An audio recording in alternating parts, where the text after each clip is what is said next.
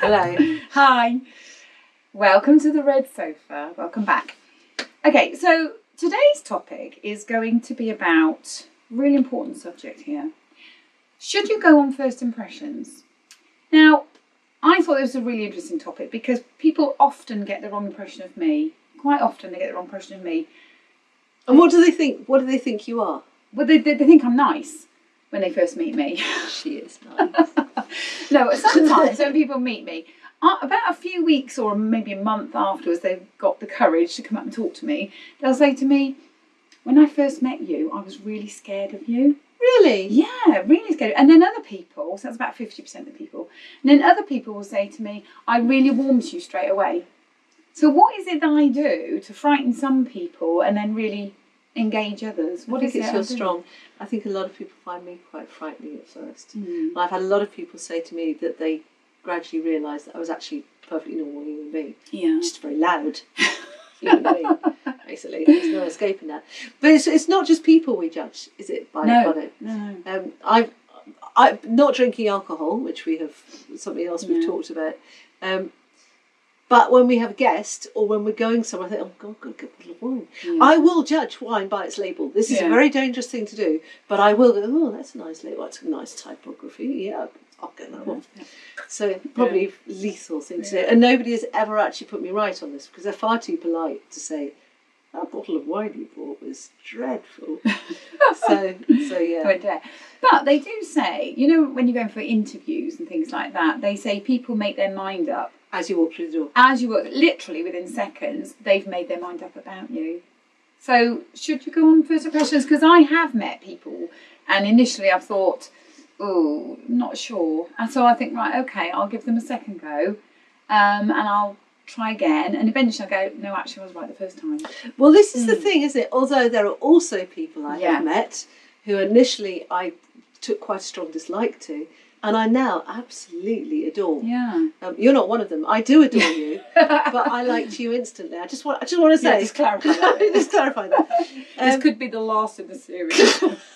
but there are people that I've met that I really disliked at first, and then came to really adore them. And same. so it's often to do with facial expression and goodness knows what. But the other thing is, as a child, I grew up, and there were people I liked, there were people I disliked as a child. There were people I would go to, people I would not go near. And then when I grew up and I was starting to sort of get involved in music, and I was 18, 19, grew up in Dorset, and I would get in the car and I would drive off up to London, and I would meet a complete stranger in his house, normally men, because they were looking for a vocalist.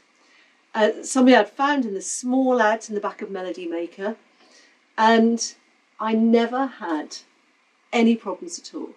However, there was one time I was walking along Oxford Street and somebody picked me up effectively, he got talking to me. And we were walking along the street chatting together, and then he wanted me to go somewhere with him, and my whole instinct stepped in and went, don't.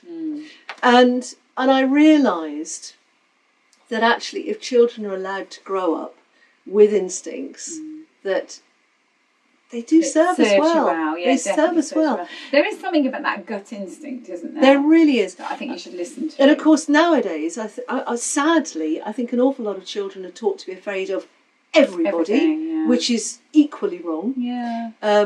And in my day, it was don't make your children always kiss their aunt or their uncle, whether they want to or not. Because in those days, we kissed who we were told to kiss, and we went and gave a hug and sat on the knee of who we were told to go and sit on the knee of. And then I think there was a realisation that wasn't the right thing to do. But then it actually went too far the other way. Yeah. And so kids now, when they need to be able to ask for help, need to be able to trust somebody, actually they don't know who to go to because they've been taught that everybody is bad. Yeah, that's true. And so I think that's an interesting thing. Yeah. But I then, in my late teens, developed Well, I didn't like the fact that I was making quick judgments. I didn't feel that was on. And so I suppressed it. And then when I went into business and was meeting clients for the first time, hadn't met this person, had to make a decision on whether we were going to work together, how this was going to work. And I realised after literally a year of doing that, go with those first instincts. It showed every time, this is somebody that's worth developing as a client.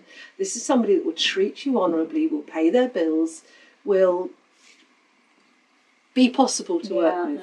And then, and instinctively, I knew which ones not to.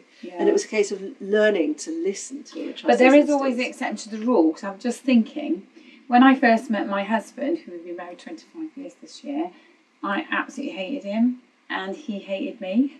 Oh, really? He hated you too? Yes, he thought I was really stuck up. Did he? And I thought he was an idiot. Sorry. But he pursued you. Yeah, we did. Yeah, we had 3 children. And well, I appreciate he had to pursue you before he had the 3 children. Yeah. But no, we didn't like each other at all. But is that because... So how did it come together then, if you didn't like each other? Well, funnily enough, because we were both in the police, and he was on the group before I was, and I joined about 2 years after him, I think, and I was the new one on the group.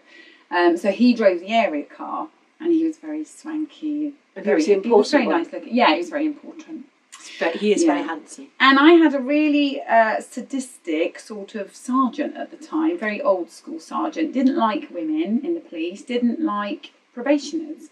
And I was a woman probationer, didn't like women with a mind of their own. What can I say? Guilty. And as charged. Yeah, guilty as charged. And so he knew that we didn't like each other, and he paired us up. So I used to have to do all my area car service with this guy. So by trying to do you a disservice, he actually ultimately... Yeah. That's crazy. Yeah. And I loved going into him saying, we're engaged. And I'm still here. That's absolutely brilliant. That's so funny, actually. So there are exceptions to the rule. Yeah, there are. But it's interesting because we're talking about these first instincts, and the instincts that we have. Animals have it, don't they?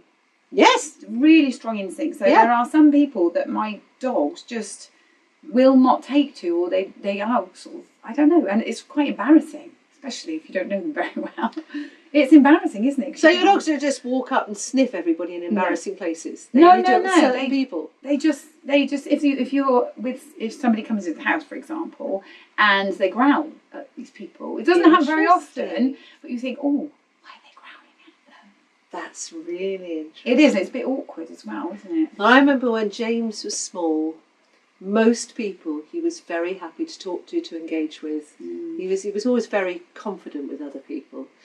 But there were certain people he would have nothing to do with, and I thought this is so... Yeah. What is it? Is it chemical? Or is it that they're not that comfortable with themselves? I don't know. Yeah, I don't know. Interesting. Do you know? Yes, please give us feedback on this. It's a really interesting topic. It is, isn't it? And I do think that we have lost a contact with our sixth sense and those instincts a little bit. Well, a lot, actually. Yeah. So let us know. Let us know what you think. It'd be great to hear your thoughts. Take care. Bye.